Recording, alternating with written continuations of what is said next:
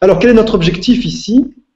L'objectif d'un PowerPoint. Quel est l'objectif d'une présentation? PowerPoint, c'est une marque, évidemment. Il n'y a pas que PowerPoint, mais on va parler donc de présentation numérique, ou de diaporama, plus simple.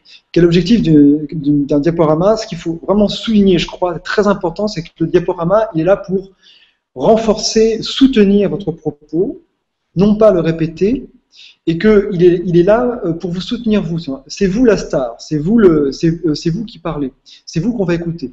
Et c'est pas le diaporama qu'on va écouter ni lire. Et si c'est ça qui se produit, alors là, vous n'êtes pas en concurrence. Hein, un écran énorme, vous allez vous faire écraser par votre propre soutien.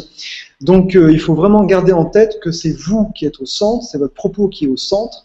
Et le diaporama, il doit vraiment être là pour venir renforcer, appuyer, augmenter votre propos, et non pas le répéter, et non pas surtout le concurrencer, parce qu'on a souvent vu des gens qui entraient en concurrence avec leur diaporama, et généralement, s'ils laissent faire ça, c'est que c'est pas des très bons orateurs, et généralement, le public préfère lire les diapos plutôt que les écouter. Donc, c'est une catastrophe.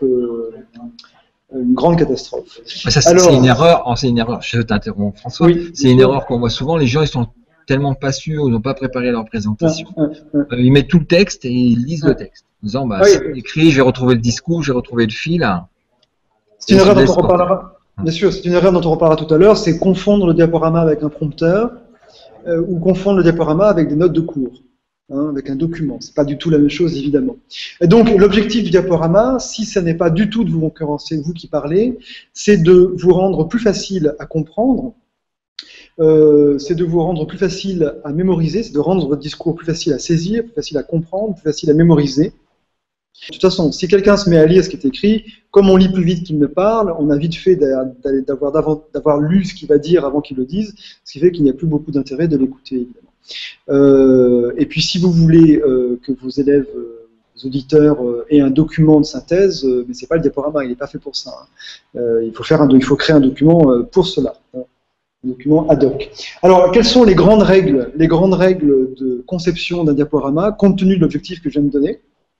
Les grandes règles sont, alors je dirais d'abord qu'il faut penser communication et non pas décoration. C'est-à-dire, quels que soient les effets visuels, les choix graphiques que vous pouvez, textuels aussi, hein, bien sûr, rhétoriques, que vous pouvez prendre, il faut jamais répondre à la question pourquoi tu as choisi cette police de caractère, pourquoi tu as choisi ce fond, etc. Il faut jamais répondre en disant mais parce que c'est joli. Il ne faut jamais penser décoration, il faut toujours se demander en quoi mes choix de police de caractère, en quoi mes choix graphiques, etc. viennent renforcer, appuyer mon propos. C'est très important. Une pensée communication et pas décoration. Alors,